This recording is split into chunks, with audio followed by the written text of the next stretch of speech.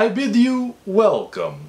It's time to review Dracula 1931, the Universal Monster Classic. Now, this is the perfect movie to start off Halloween week, you know, starting it off with the first Universal monster, Dracula, played by Bela Lugosi. And what I love about this movie is that the image of Dracula and that accent that I used, I bid you welcome, the children of the night. When you hear that accent, that's because of Bela Lugosi. He brought that accent to this character, and it's stayed ever since. It just stuck on glue. It just worked so well. He also, you know, when you think of the Dracula image, it's with a cape, that stare that he does. He was perfect for this role. He was made for this role.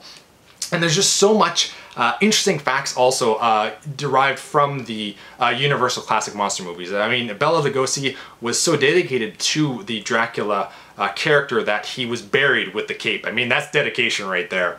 The movie itself is a little bit different from the novel by Bram Stoker. If you wanted to get like a more novel-centered movie, you'd probably have to go see the 1992 movie with Keanu Reeves and Gary Oldman. But this one, they change a little bit of the characters, but it's still pretty much the same plot. You know, Dracula's in Transylvania, he needs to get to London, he meets up with Mina and Lucy over there. But it does skip over a few bits here and there.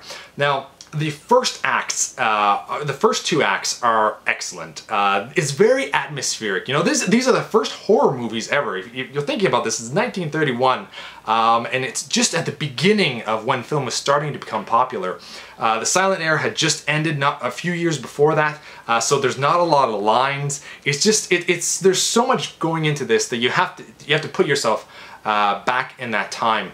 And they're not very scary, but they can be creepy and atmospheric. Like, I cannot think of any other movie that nails the atmosphere as well as the Universal Monster movies, especially Dracula. When you see that castle, it feels like you're in Dracula's castle. It's just so well done. Being in black and white as well also adds to that because there's a lot more shadows. And the acting. Bela Lugosi as Dracula is one of the best. Considering he barely spoke English when he filmed this, that's amazing. I also really liked Dr. Seward. He just seemed very authentic and like very much a gentleman, and he just seemed like so natural when he was acting. And probably the best that even surpasses Bela Lugosi in this movie is Dwight Frye, who plays Renfield. He is excellent. When he's on the screen, he is stealing the spotlight. He steals it from Bela Lugosi. Like, he's just so crazy in this role. So well done. I would have really liked to have seen Dwight Frye in today's world, and seeing him as somebody playing like the Riddler or the Joker for a Batman movie. I think he would have nailed that spot on. He's just such a good actor. So really look out for Renfield, who he's kind of like John Harker at the beginning because he's the lawyer for Dracula, but then he becomes the crazy guy afterwards. So he took kind of like different roles. He's the same character, but originally in the novel it's a different character that goes and meets Dracula for the first time. Anyway, the first two acts, very well done. It's very interesting. You're learning a lot of information about Dracula himself.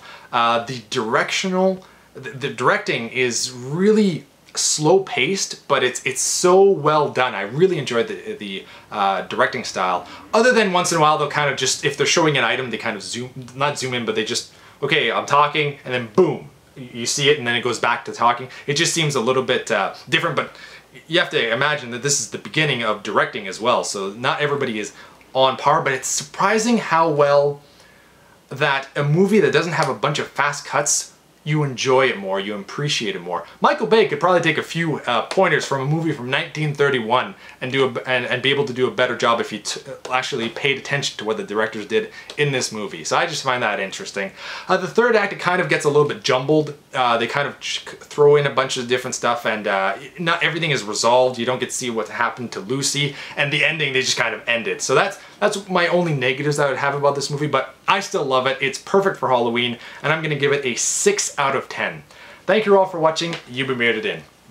Beardage.